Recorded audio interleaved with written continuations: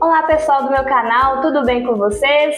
Hoje estamos aqui com essa maravilhosa, a gente vai estar trabalhando hoje o tema representatividade feminina em todo segmento da sociedade, tá? E ninguém melhor para estar trabalhando isso conosco do que a Jane Rosa, certo? Uma mulher, educadora, mãe, né? Mas antes de começar esse vídeo, solta a vinheta.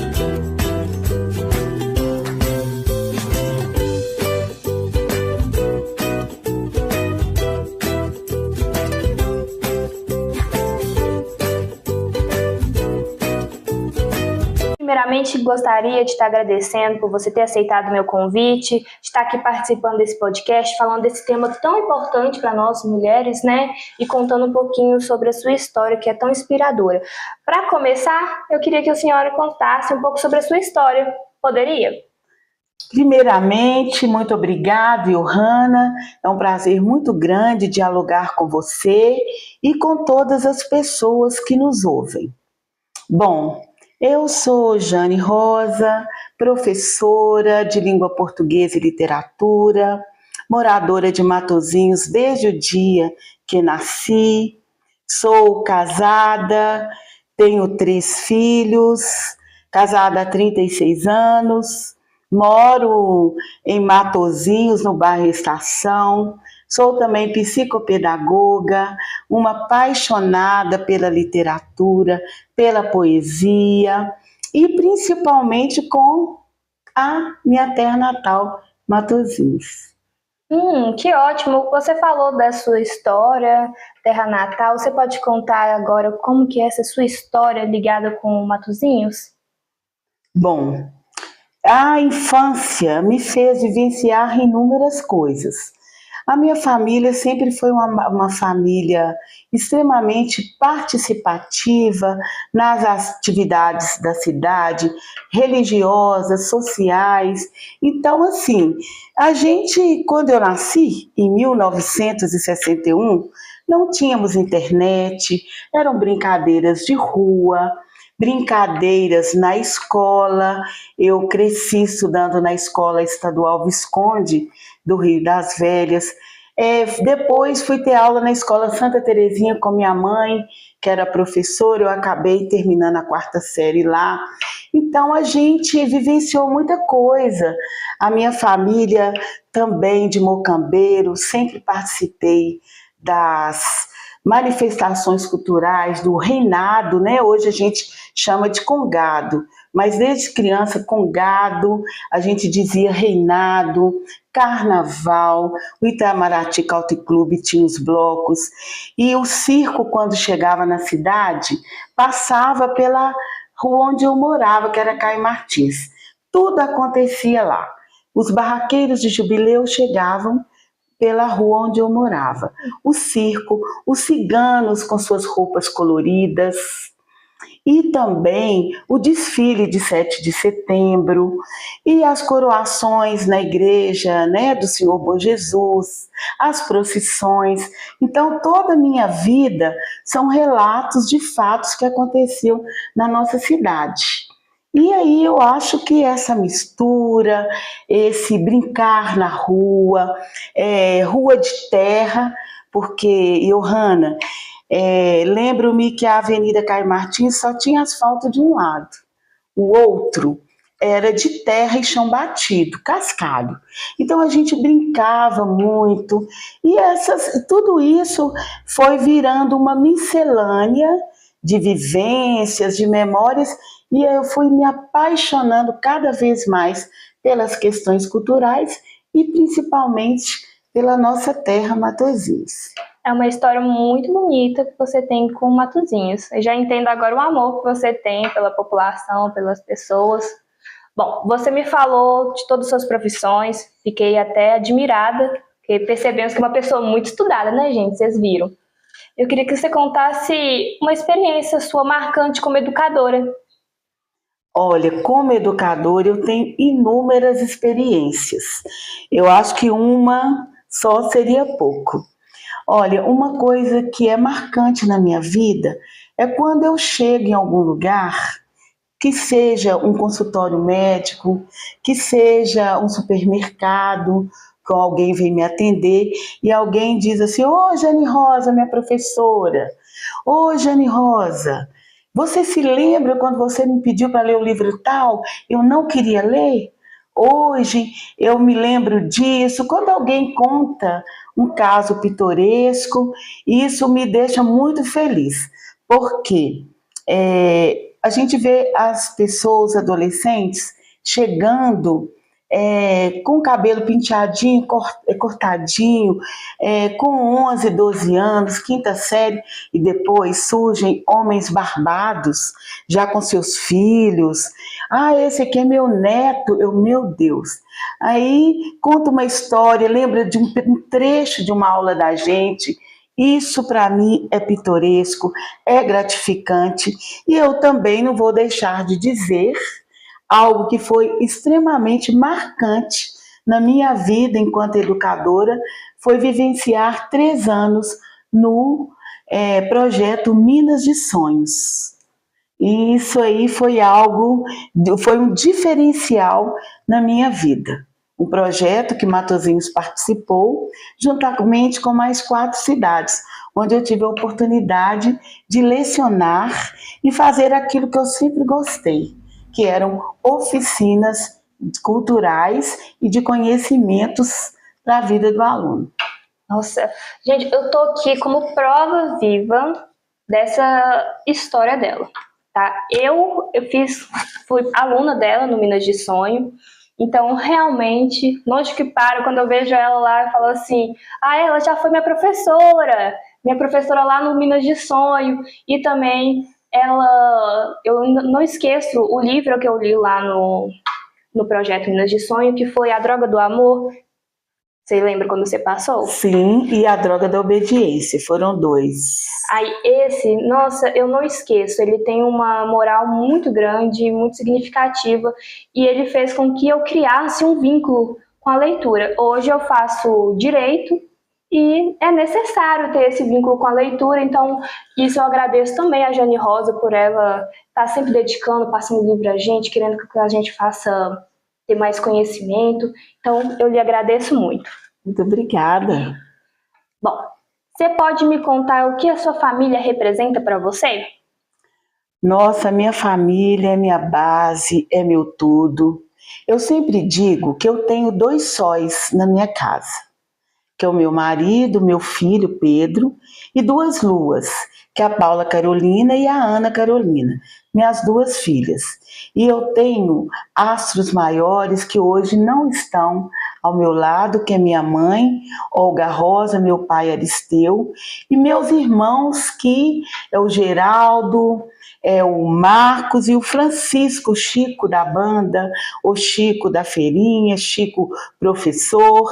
Então, assim, são pessoas que fazem parte da minha vida, representam o meu tudo. E também, Johanna, eu tenho uma forte ligação com os meus ancestrais. Meu avô, que era meu padrinho, Sérgio Rosa, minha avó, são pessoas, minhas tias, 7 tias, todas elas educadoras, as filhas delas, minhas primas também, da área de educação.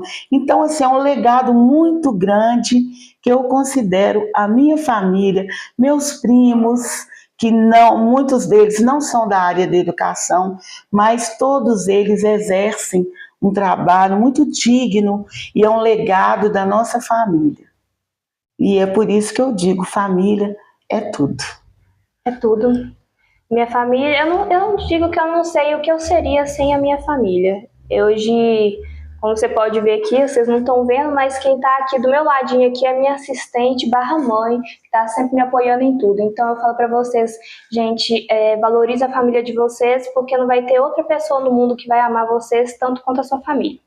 Bom, eu queria que você contasse qual é a sua inspiração para ser essa pessoa maravilhosa que você é. Nossa, que pergunta. Bom, eu sempre fui uma pessoa muito otimista. Encaro a vida, às vezes algum limão aparece, mas a gente tem o poder e a força, né, de fazê-lo se transformar numa limonada deliciosa, adocicada. E a vida, eu acho que ela exige disso, exige isso da gente. Mas algo que me sustenta muito é a fé. A fé no Mestre Maior, no nosso Deus, e isso é uma força que eu sinto, assim que amanhece o dia, eu já me sinto inspirada, com força para alavancar, para transpor barreiras, para realizar aquilo que eu sempre tenho em mente. Então, eu acho que é isso que move a gente. É mesmo a força divina, aquele espírito de guerra, de luta. Eu acho que guerra não seria a palavra certa, mas um espírito de luta para que a gente alcance os objetivos nos quais pretendemos. E você pode me contar quem é a sua representação feminina e por quê? Olha, essa pergunta é até difícil, porque eu tenho inúmeras pessoas que me representam na questão feminina. Como eu sou uma pessoa muito apaixonada com a poesia, com a literatura, eu gosto muito de uma poetisa que eu sempre trabalhei com meus alunos. Agora, recentemente, as minhas provas, eu usei poemas dela, que é uma poetisa contemporânea, que é a Rosiana Murray. Porém, mais do que nunca, pelo amor, né, pela valorização do seu trabalho, mas agora um acidente que ela sofreu, e eu já admirava pelos seus versos, pelas suas rimas, mas devido ao acidente que ela sofreu e que ela se portou da maneira como eu a via, como uma mulher soberana, como uma mulher que vê a vida em doces plumagens, porque o poeta, a poetisa, tem um olhar de sensibilidade para a vida, para a natureza, para os sentimentos, e agora ela sim, com tudo que aconteceu e a postura dela diante do ocorrido que foi noticiado em rede nacional, eu validei mais ainda essa importância dessa mulher.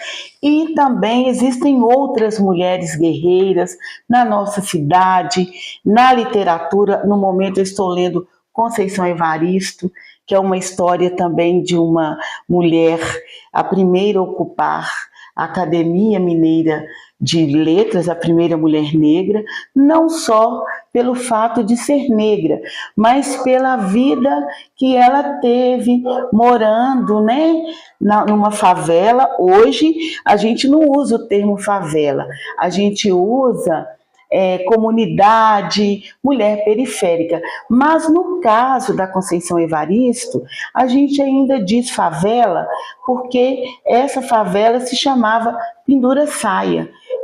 A próxima a Afonso Pena, em Belo Horizonte. E essa favela já não existe mais, mas nos registros consta como favela. Então ela hoje é uma mulher que trabalhava na casa dos outros, fazendo a faxina, a limpeza.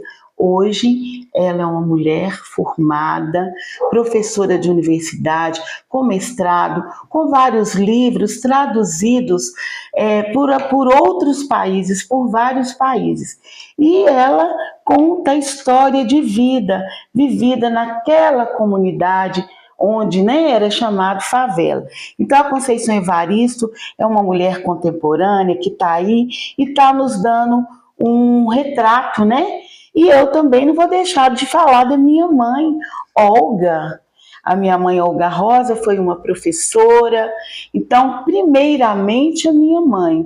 Mas como nós estamos hoje falando de gente do presente, aí eu cito essas duas escritoras, mas a primeira mulher que influenciou a minha vida e que me deixou um legado chama-se Olga Maria Rosa, professora, alfabetizadora, que me transmitiu muitas coisas.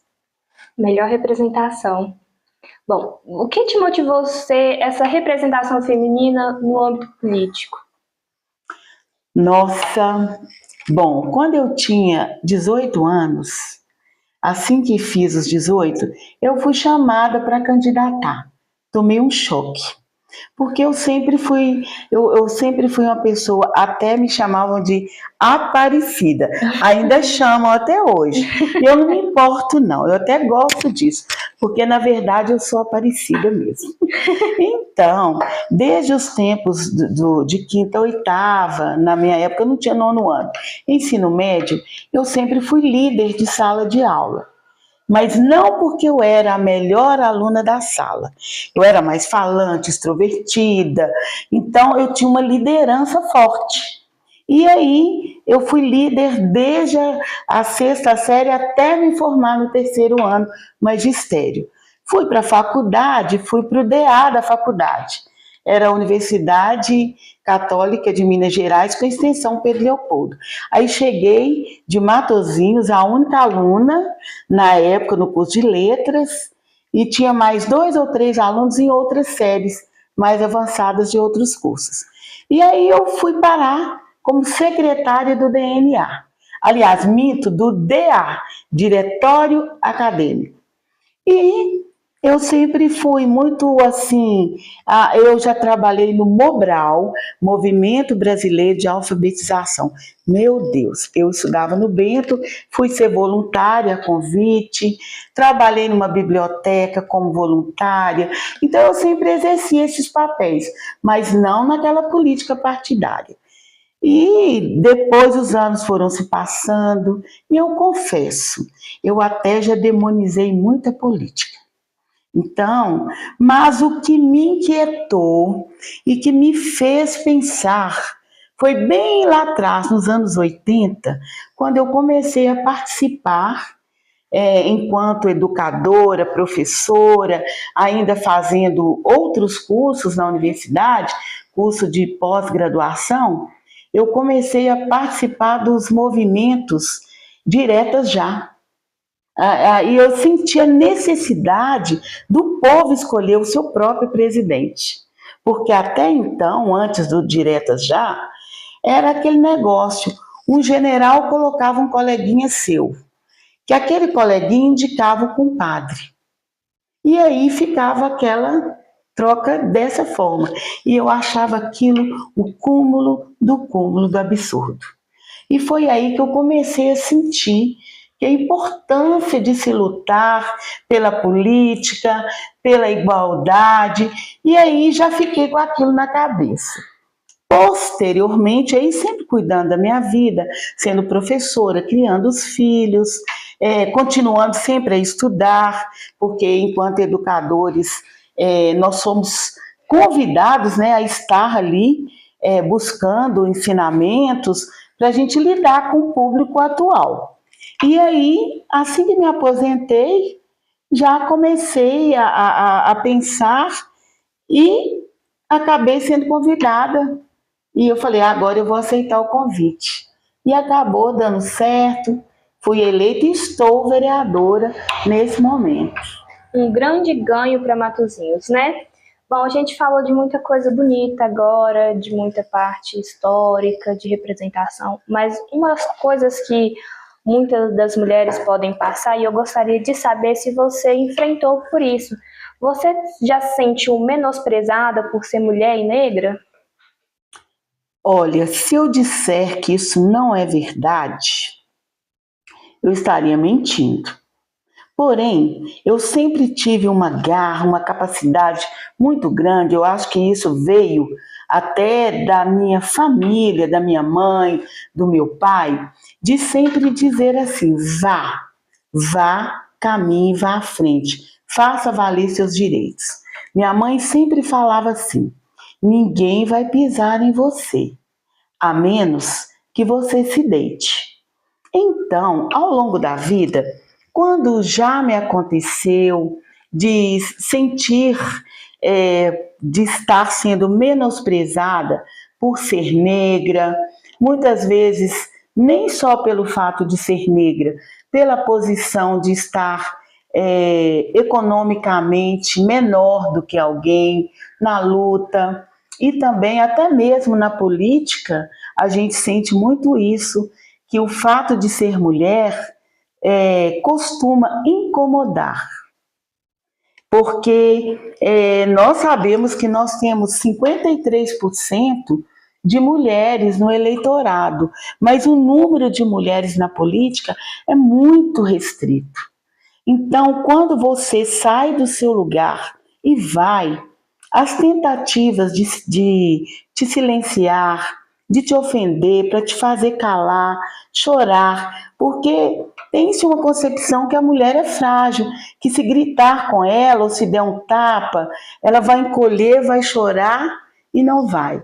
Só que eu já trago comigo esse espírito de luta e que eu já repeti, que é um legado que eu recebi da minha família, que a cor não importa, seja uma pessoa sóbria, seja uma pessoa ética, valorize os seus princípios, entra e sai em qualquer lugar para que as pessoas te respeitem.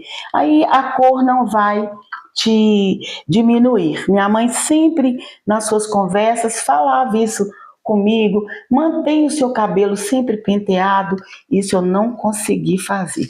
Tanto é que a gente dá um jeitinho, mas nunca tá. A gente pega outros ganchos modernos que vem, emenda, põe alguma coisa ali, mas eu sempre fui assim. Eu lembro da minha mãe falando isso comigo, e falava com meus irmãos também, para que a gente procurasse ser respeitado e se fazer respeitar.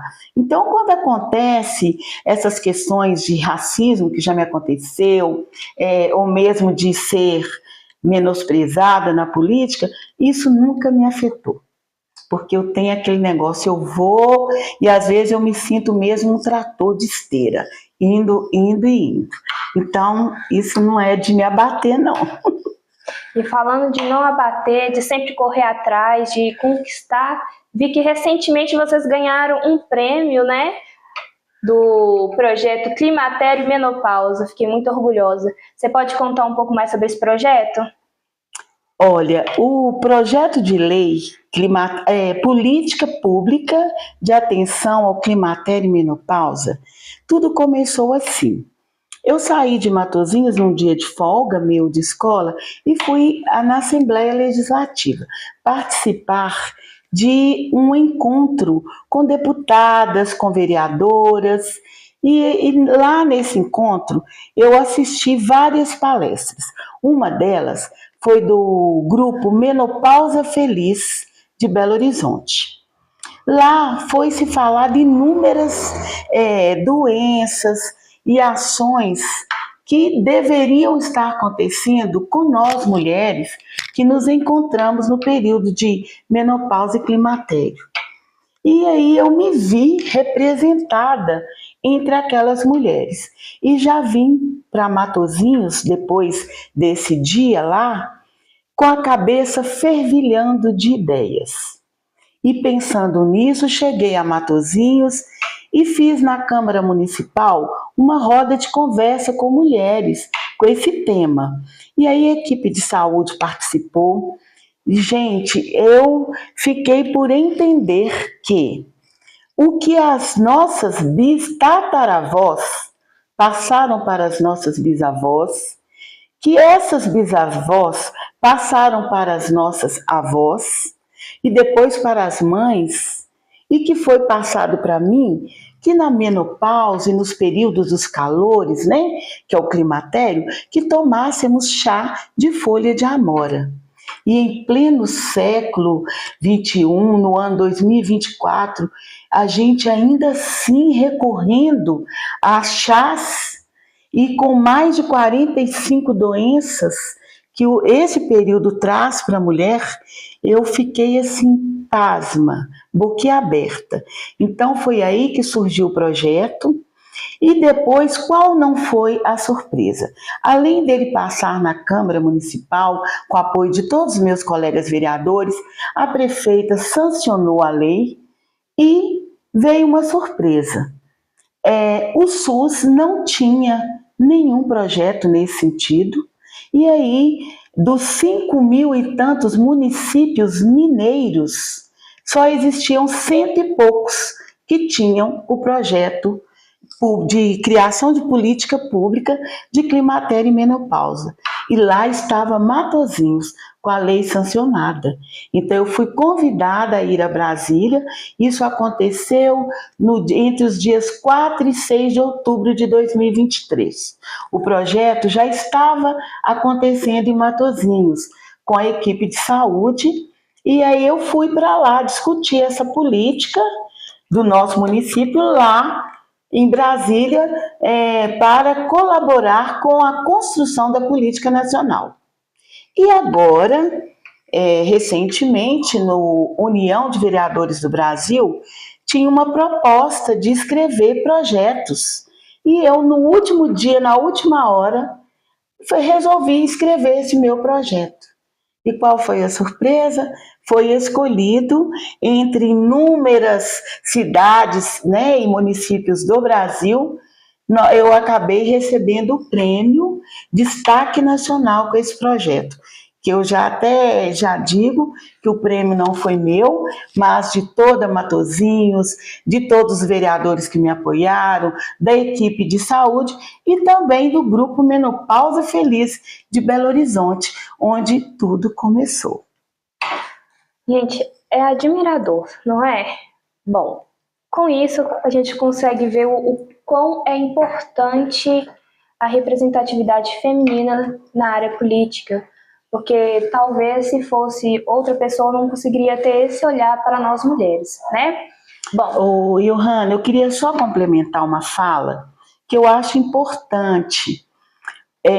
Quando a mulher sai do seu lugar e vai como representação nos espaços políticos, a coisa muda. E eu tenho assistido isso, eu vi estender-se no Brasil inteiro a política pública da dignidade da menstruação.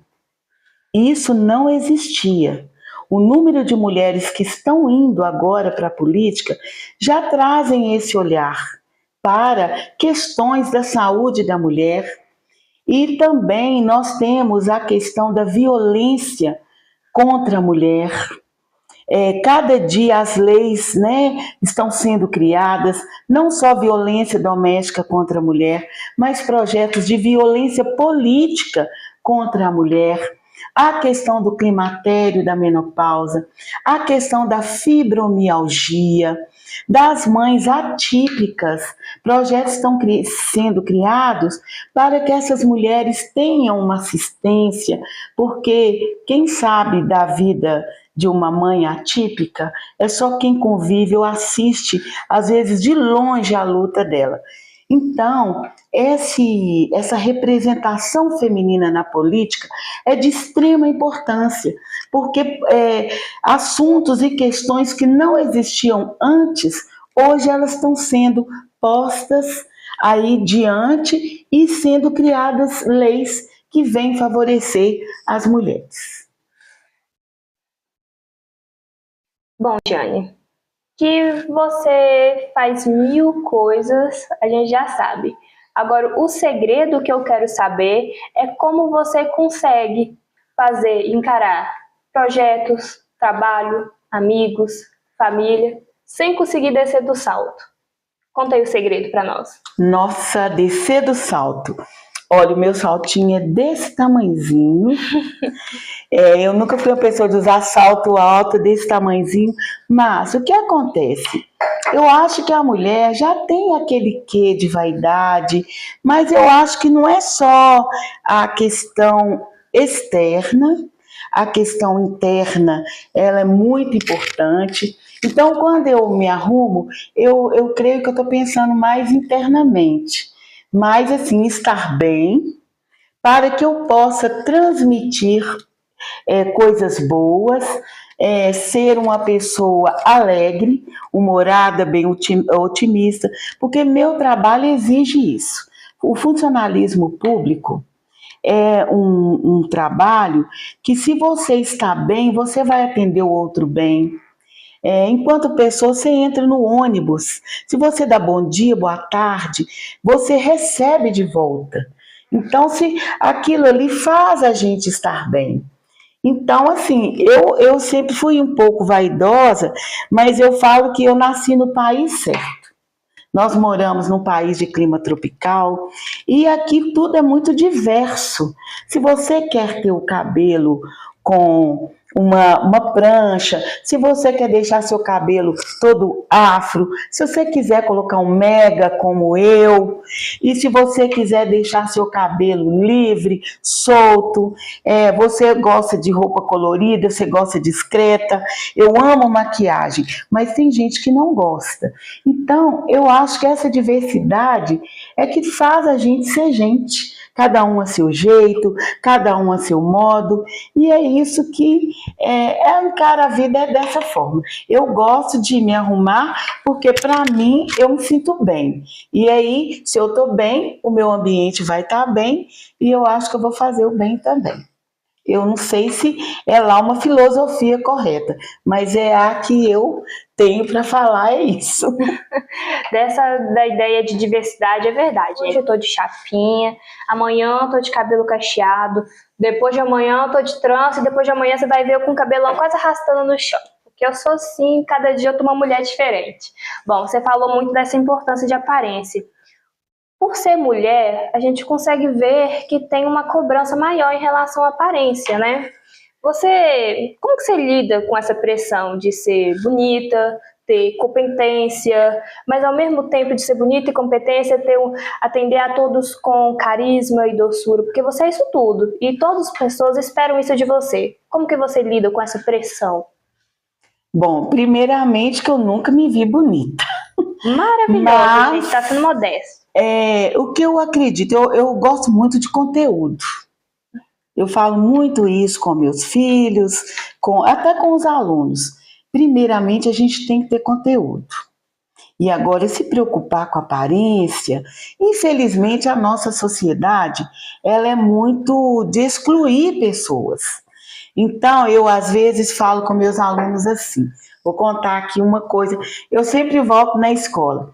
Eu falo para eles, gente, quando eu vou pegar pesquisa para corrigir, aquelas mais bonitas, com a capa bonitinha, com letra linda, eu vou corrigindo primeiro. Aquelas mais feinhas, com a letra horrorosa, que não faz uma capa, que você vê que fez correndo de noite para entregar o professor no outro dia, eu coloco por baixo. Aí eles falam assim, mas não é discriminação? Falei, por quê? A nossa sociedade, aí eu pergunto para eles, quando a sua mãe vai na feira fazer compras, ela pega batata, ela olha, ela pega maçã. Vocês acham que ela pega a maçã que está podre, põe na sacolinha para levar, ou ela quer a mais bonita? Com certeza ela quer as maçãs mais vermelhas, as mais bonitas, as batatas mais saudáveis. Então a vida é assim, a gente não pode fugir disso. Então, ao fazer trabalho, ao ser um profissional, seja sempre um de destaque.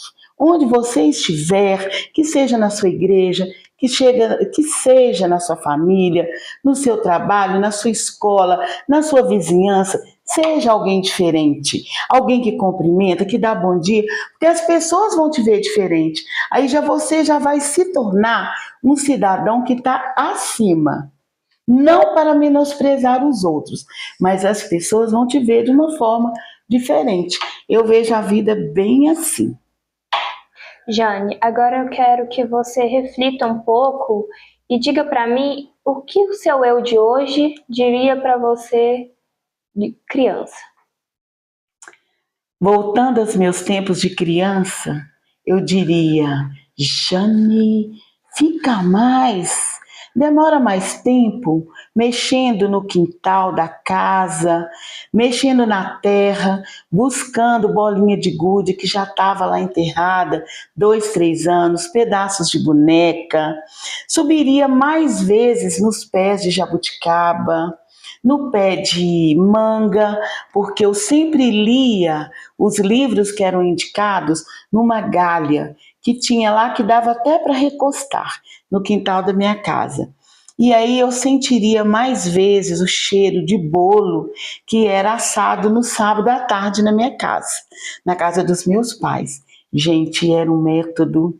Nossa, Johanna, eu acho que você nunca presenciou isso.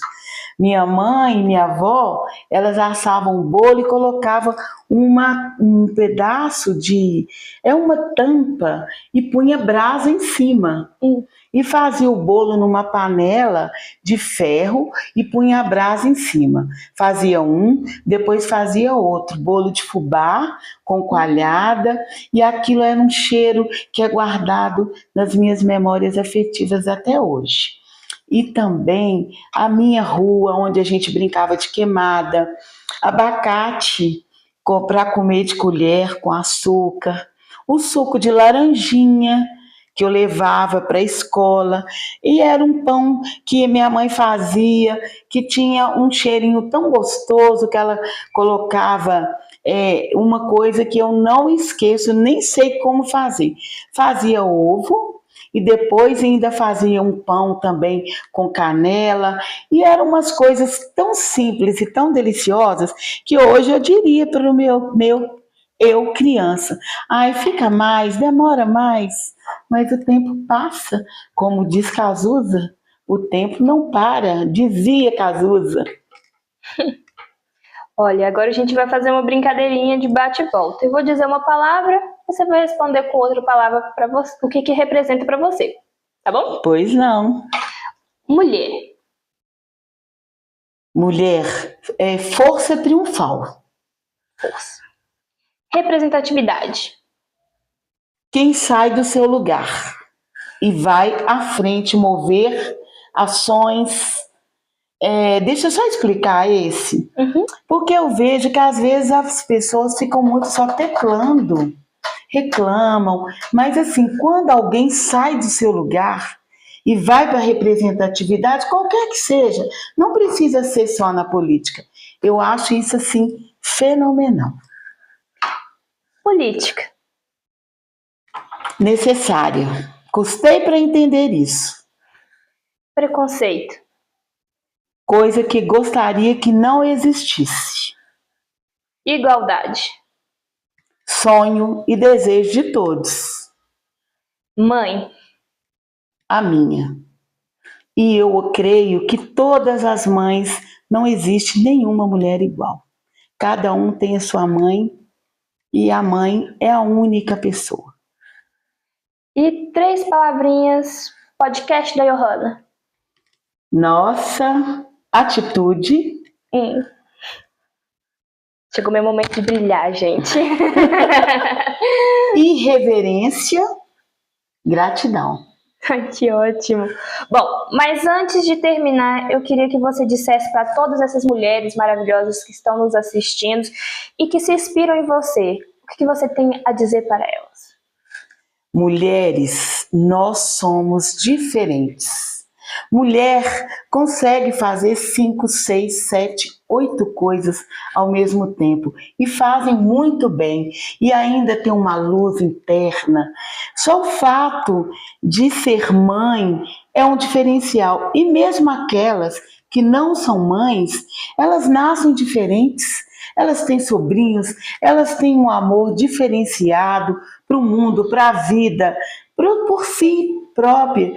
Então, assim, e nós estamos no caminho certo.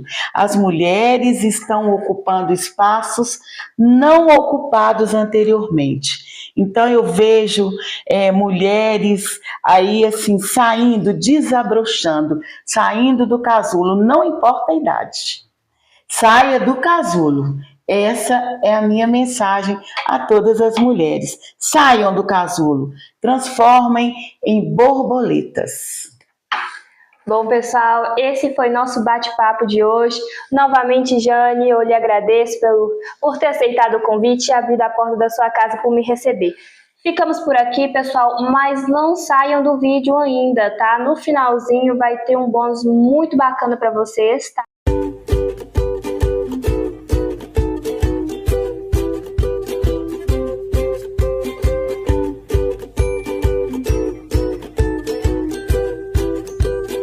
Bom, pessoal, agora chegamos no nosso bônus, mas antes de ir pro bônus, a gente vai ter um recadinho muito importante aqui da Jane. Pois bem, gostaria de ressaltar que no nosso podcast nós falamos, de representatividade feminina. E é importante dizer que aos homens que a representatividade feminina só virá com o apoio dos homens. E para as mulheres eu digo o seguinte: nós precisamos, já estamos próximos ao Dia das Mães, e eu deixo um recadinho, que nós mães possamos criar as nossas filhas para serem independentes financeiramente, para que não dependam de buscar um marido para ser o seu patrocinador. E que os nossos filhos sejam criados também como independentes financeiramente, mas independentes também na questão doméstica, na questão dos cuidados dos lares, para que não busquem na sua esposa uma empregada. Então essa é a minha mensagem enquanto mãe para os Dias das Mães. E já antecipadamente agradeço pela oportunidade honrosa de participar desse podcast. Bom, e chegamos à parte do bônus. Durante a entrevista, a Jane Rosa esqueceu de falar para vocês que ela é uma grande poetisa. E ela lançou recentemente um livro de poesias, Varal Poético, Jane Rosa dos Santos Almeida. Bom, aqui eu já garanti o meu, aqui com a dedicatória maravilhosa. Muito obrigada, Jane, com certeza estarei lendo. Mas a parte mais legal é que vocês também podem garantir os seus. Estou aqui com 4 livros que serão sorteados lá no meu Instagram. Eu vou deixar aqui embaixo o link, aí vocês podem entrar lá para poder estar seguindo. Aí lá no post vai ter as regrinhas tudo certinho, tá bom? Bom, novamente lhe agradeço, Jane, por estar abrindo a porta da sua casa para estar participando desse podcast. Fico muito feliz e muito obrigada a todos vocês que estão aqui me assistindo hoje.